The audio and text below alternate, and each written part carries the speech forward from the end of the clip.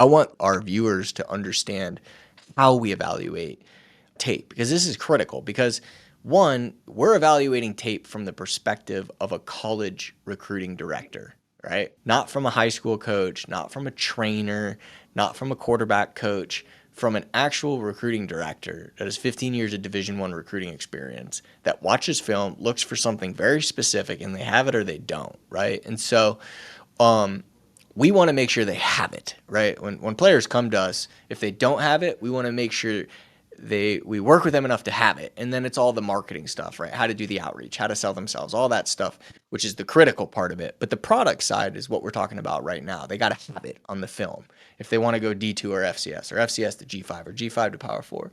How to get a college football scholarship, a series where we evaluate active high school football players, break down their game film, at the end do a big reveal on what level they have the best chance of earning a scholarship in right now, and most importantly, what they need to do to get to the next level. And joining me today is our co-host and our head coach here at Next Play, Brian Overton, who has over 15 years of Division I recruiting experience to break down this player's game film. So, Brian, who do we got today? Who are we breaking down? I'm excited for this. Who do we got? Yeah, so we got a 2026 quarterback today. As you can see, he got his slide up there at the beginning of his tape, Hayden Holdren. Good size kid. I think, that's on the mark. What I see on the tape, I had him. I usually I honestly try to skip through when I first watched the tape. I try to skip through the first part, and then rewind to like the first play and watch it, so I won't see like height and weight and things like that. And I try to determine what I think it is, and then go back and see what they have listed just to see, if it's close or whatever. So I did. Yeah. I had written down. I got my notes right here. I had 6'3" to 6'4", 200 plus is what I wrote. It's really hard to get it right on the money. And Yeah. sometimes I'm off. Close. Yeah, so I just really ballpark it. So I do based on his tape. I think that's pretty accurate. Um, you know, I think. I think he's an intriguing guy. This is a good tape because you know it's pretty long. It's almost 8 minutes long, and we've talked about I that see quite a that. bit on some other guys' tapes in the last few weeks. So I think it's good. It kind of I think this just kind of fell in place. That we were able to do him today because it kind of carries over. From what we had been talking about the last couple weeks on the highlight tape specifically. But some context real quick. So we had him obviously he's redoing his information slide on Canva, which is what we have our guys do because Huddle will not let you put, they'll only let you put so much Yeah. stuff on their All the stuff. slide. So we've got him doing that with all his information. And this is a good one as well because, like I said, it's almost 8 minutes long, and I've got like four that I'm gonna show, that we asked him to take out, and I'll explain that as we go. I've got one that I want to highlight, just one play that I want to show for quarterback specifics for all our listeners that are quarterbacks or have kids that are quarterback. And then I've got three that as examples of ones that we ask him to move up. Now, again, before we get into the tape, this is not all of what we sent him in the full evaluation. These are just examples of some of the ones that we talked about to either trim the tape down or, get better plays to the front. Okay, so I don't want anybody to think that this is, those are the only plays that we talked about and what we sent him. These are just examples of some things that we showed him and timestamp for him to either take out or move up. And we may have highlighted a play or two in there, to talk about. So full context there. So I'm gonna just let it play here. And what I want to do is I'm gonna let it run for about the first 3 or 4 plays just to talk about him a little bit, and then I'll get into moving around and kind of showing you some things that that we reached out to him about in the full evaluation. So as you can see, he's got really good size here. Good length. As you go along here in the tape, the one thing I will say, and I'll talk about it a little more at the end. He's got some some things mechanically, that I think he could clean up. That's going to make him a much, much better player, which I'll talk about here in a second. But he stands tall back there. He uses his size in the pocket really well. With people around him, he does some nice stuff like this on the move. getting the ball All out. He right. is a lefty, Okay. so it is a little bit different. It's when you're evaluating these guys, some coordinators are really, funny about, lefty, righty, things like that, flipping formations. But he shows some really good athletic ability at his size, I think. He's not, what you would call a dynamic athlete, but he moves well enough to be able to do that right there, which is hurt you when the play breaks down. He can, pick up yardage Which is on his own. which we've talked about before. That's like that's really, that's the most important piece, right? Is the ability to avoid the sack and make a play, Correct. right? You don't have to be Lamar Jackson, Yeah. right? Because like we said, there's not, there's only one of him, but obviously, there are some good athletes out there that play quarterback. But it's really just about avoiding pressure, not being a statue back there, and being able to turn something into a positive play. Now that was a big play, that was an explosive run, but even if he'd have scrambled out of there and got 3 or 4, 5, 6 yards, or picked up a first down, and that's a really positive play, at quarterback, Yeah. and that's how college coaches view it. The So average fan may not, but again, that's how college yeah. coaches view the play. So for quarterback specifically, we talked about mechanics a little bit. Like what specifically, and if you could show us on the film, like what are you looking for when it comes to mechanics? If you're the parent of a high school football player who wants to earn a college football scholarship and your son is struggling with marketing himself or confidently communicating with college coaches, I wrote this book specifically for you. Inside it, I share exactly how I earned a Division I football scholarship in the SEC at just 5'7" and 150 pounds, without going to camps, being ranked, and without any connections. And right now, I'd like to give you a copy completely free. All I ask is that you just cover shipping. I'll drop a link in the description below so you can grab your copy before we run out. Right? Because everything, like when we evaluate a player, right now we're just giving you guys like a high level overview. When we send this evaluation to the player and the family themselves, we break everything down, every little thing of what play to move where and why should you move it there and what is he doing well, what does he need to work on, what does he need to do to get to the next division, what division can he currently get a scholarship offer in. Those are all things that we share, and it's a lot of detail, right? It would be hard to do on this video, but I want our viewers to understand how we evaluate tape, because this is critical. Because one, like if you're evaluating tape, we're evaluating tape from the perspective of a college recruiting director, right? What does a college recruiting director evaluate tape? Not from a high school coach, not from a trainer, not from a quarterback coach, from an actual recruiting director that has 15 years of Division I recruiting experience, that watches film, looks for something very specific, and they have it or they don't, right? And so we want to make sure they have it, right? When players come to us, if they don't have it, we want to make sure we work with them enough to have it. And then it's all the marketing stuff, right? How to do the outreach, how to sell themselves, all that stuff, which is the critical part of it. But the product side is what we're talking about right now. They got to have it on the film if they want to go D2 or FCS to G5 or G5 to Power 4. So for him, when you said clean up, what did you mean by that specifically? Yeah, so I just took it back to the beginning and, just going to kind of let some plays run and I can, talk about it as I go here. But so what I mean mechanically is sometimes, you can kind of see on this play right here, see how he kind of gets leaned backwards, you know what I mean? He doesn't get his really front foot in the ground, as far as his posture. So his feet back there, and his plant and his base, kind of get off sometimes. Now here he had a guy in his face, and we totally understand that. But if you watch the full totality of the tape, his base kind of gets off a little bit. The throwing motion is more, you know what I mean? He pushes it a little more than he throws it. It's kind of what we, kind of call it. It's, it's a more of a short arm release, which affects like, arm strength. A lot of times if it's not, slowly corrected, it can affect some of your accuracy at times, which I'm going to touch on here in a second on a play that I highlighted. So it's more of his base, when he's throwing the ball. When I say base, like your feet firmly planted in the ground, stepping towards the throw, following through, things like that. But it's really more so, the throwing motion. See how this ball right here was kind of thrown flat-footed, just kind of standing tall, with not really much of a step or a hitch. and things like that. And you can pick on it. You can pick up on it really early on, which is why it's funny that that play was right behind it. Which is why when he's on the move, it makes you have more of a rounder motion. See that?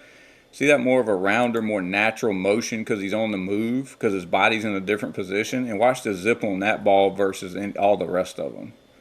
But it naturally makes you throw it that way. Now this is a tough throw because he's rolling to his right.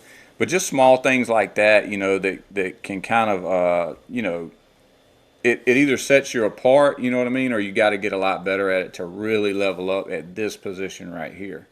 So, Yeah. and since you What are some asked of the that, things that? no, go ahead. Yeah, go ahead. Go ahead. Well, since you asked No, that, go and then ahead. I'll Go let you, I want to get that question you were going to ask. Since you asked that and we were talking about this is the play that I had written down, not one to take out or add, that I had highlighted for this reason right here, because I was going to use it kind of at the end when I was talking about what he needed to do to get better. And so the mechanics and everything that I'm talking about, whether it be the throwing motion or his base, getting his hips in front of himself, and really being able to push the ball down the field. This is the play I had highlighted because at quarterback, and I say it all the time, when we have guys move, especially when we have guys moving touchdowns, that are buried in the tape up to the front, in a certain order, because like you just said, looking at it from an evaluator standpoint, we got to, at the quarterback position, and it's evaluated, I say this all the time, it's evaluated more heavily and more scrutinized than any other position because you got to have a good one to win. So, they're going to pick it apart a little more. But when you get guys open in the passing game, even at the high school level, if you're trying to play big time college football or college football in general, they got to know that you can hit them on time and accurate and score touchdowns when they present themselves. Okay, because it's really hard, as everybody knows, to score. So when you get a play, dialed up and you get a guy running open, like they got to feel like on a really high clip that you can put it on them on time, accurately, and all that stuff. So I had this play pulled up here. And as you'll see here, they get a good play called here. He doesn't have any pressure, and this ball is kind of behind him. This has got to be a touchdown. Okay. Like when this guy's running right here, he's cross faced. There's Yeah. nobody in the middle of the field. I mean, that's got to be, that needs to be a catch and carry touchdown. Okay. Hitting him in stride or putting more air on it. But I think it right here, it's a arm strength thing, because again, there was no pressure. He could have stepped into this ball, and like I said, it's kind of a short arm motion. See how it was kind of thrown flat footed, with both feet on the ground. There wasn't a big hitch. You'd like to see him take at least a small hitch right here up in the pocket, and really turn this ball loose and let this kid run under it. But I think it is just, his mechanics would not wouldn't let the ball do that, if that makes sense. Yeah. Okay. Interesting. What are some of the things that you see that he's like doing really well? So what he does on the flip side of that, what he does really well is, and if you watch the whole tape, which obviously we're not going to do that, but I think he sees the field well. You know what I mean? He gets through some reads. He's got a handful of these on here. Like not this one, the next one, this touchdown coming up here where it's a lot of bodies, the tight windows and things like that. Like he put that ball where only his guy could catch it, So he's got a really good knack for putting the ball where it needs to be, especially, but here's going back to what we just talked about. Most of it is in a tighter area. It's in the tight red, you know what I mean? It's in the high red zone, like 35 yards and in, type situation. Because the arm strength and things like that don't come into play as much. And down there in the tight red and in the red zone, his release gets quicker because it's already a shorter arm release. Does that make sense? So like, when he's ready to throw down there, it's like boom, but it doesn't have as far to travel. So it's really accurate, and it's on time, you know what I mean, and things like that. So, the closer we get to the goal line, but he's really good at that, and he's got a lot of those in Yeah. there. I see it. He's got a lot of those in there that look like that. And I also think, we've seen a couple of them already. I think he's good on the move. Like I really do. He's got some nice stuff there. Yeah, I agree with that. That's what I was thinking. Yeah, he does a nice job on the move. He's got some stuff even going to the right, as a left-handed guy, that's tough, that really shows up on the tape. So I think he's got some intriguing characteristics, and, along with his size And that's why I say the mechanics are really big, because it's 6'4", 200 plus pounds. If you clean up those mechanics just a little bit, I mean, the slightest improvement in quarterbacks at that size, like if you clean up the mechanics a little bit, it's amazing, how much the arm strength benefits, you know what I mean, and the zip on the ball and things like that, because they already have that big frame behind it. And if they clean up that little stuff like that, it really usually takes off. Yeah, I could see that for sure. Okay. So what right now, right? What divisions does he have the best chance of getting a scholarship in? So based on all that, I have him as I think even with the mechanics and stuff like that, which I think are going to get better. I'm sure he's working with, his coach and things like Yeah. that, and then somebody that can clean some of that stuff up. I think he's got a solid chance, to be as a 26, a NAIA Division II type player, somewhere in that wheelhouse. Because again, he does have enough distinguishing characteristics where I think he can play at that level in the right system. So that's where I would be heavily targeting those schools right now, in his outreach. And I think, if there was any of that stuff going on already, I would think he should already be having some conversations, at least with some NAIA schools, and maybe have, been on some campuses, maybe for a junior day, or, maybe lined up to go to some camps and throw for him there, or maybe have thrown for some of them at his school, when they came by in the Yeah, I mean, spring. even just based on his size, I mean, he should have. I don't know I don't know this individual player. Obviously, they reached out to us to get an eval, but as far as um, how much marketing they're doing, how much outreach they're doing, right? Like this player should have offers. Absolutely, at his age, his size, his ability to play. Yeah. I talking to schools is one thing, having committable offers is another, and I mean he could play, right? And I think at the NAIA D2 level, at least a couple Division two offers, at least at this point. So for you, Brian, what do you feel like if he because everyone wants to go D1, right? I don't know if he wants to go D1 or not, but like, everyone wants to know what do we need to do to get to the next level. Right now, I'm grading as a Division two player, right? What do I need to do to get to the FCS or the G5 level? Is a question, right? That Yeah. he's probably asking. So Yeah. what specifically outside of like him doing all the marketing, all the outreach, all the other things that we teach, the communicate, all that stuff, and he's killing that. Let's just say, what does he need to do on film to grade as an FCS or G5 player so that when a recruiting director at one of those schools or an area coach at one of those schools sees him, will be interested in continuing the conversation and see if he's the type of player they can offer? Yeah, I think with this kid, man, it's going to start and stop with everything we just talked about. Just cleaning up the mechanics The and the mechanics. arm strength, mechanics and the arm strength. He's going to to really level up. For this kid, at quarterback. And again, quarterback's very different, guys. You got to be able to show that you can push it down the field accurately and on time. So he shows accuracy in the short area. So there is some accuracy there as far as being able to place the ball. But you got to be able to show that you can push it downfield accurately, because that's what you have to do to be able to play at the college level. You have to have a certain amount of arm strength, and obviously it varies, from level to level. But you do have to have a certain amount of arm strength, and all that comes into play with the mechanics. That's why I marry them together, because the better the mechanics get, the better your arm strength gets, the better you can push it down the field, just because you're throwing it more naturally and more mechanically sound. So obviously the weight room and all that stuff plays in a big role too. But like for this kid, like I said, because of his size, I think if he really cleans up mechanically and really Right. can show on tape next year as a senior that he can push it down the field accurately, and even in the intermediate throws, get some more zip on the ball, with some more velocity. I think that's going to be huge for him to be able to level up next year on tape.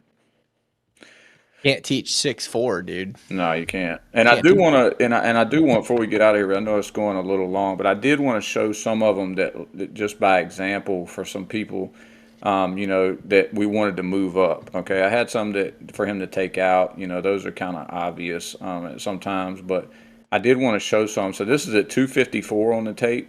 almost 3 minutes in. And see, he's got a lot of these, you know what I mean? And so he needs to put it in there. He had a little pocket presence here, you know, where he just moved a little bit to the left because he felt that pressure. Threw a really accurate ball right over top of that, you know, middle, that robber's head right there, you know, and for a touchdown. And that was almost 3 minutes into the tape. Okay. And then he had one here at 4:07. This one right here. This may have been his most accurate deep ball that he had.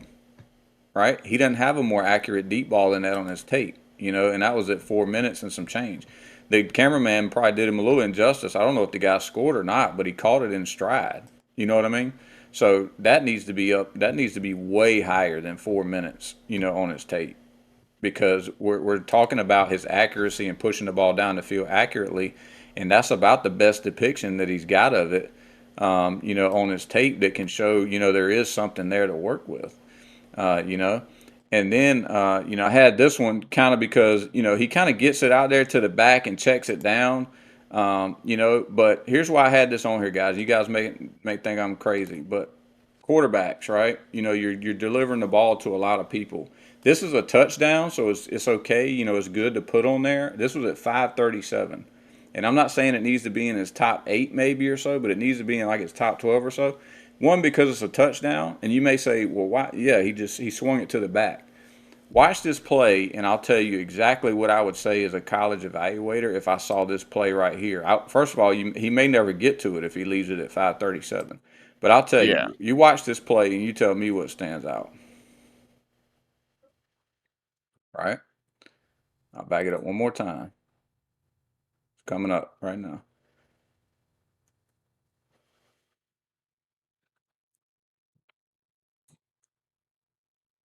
Okay? Quarterbacks are all about their teammates, right? You know what I said as soon as I watched that play? I want to know who the running back is.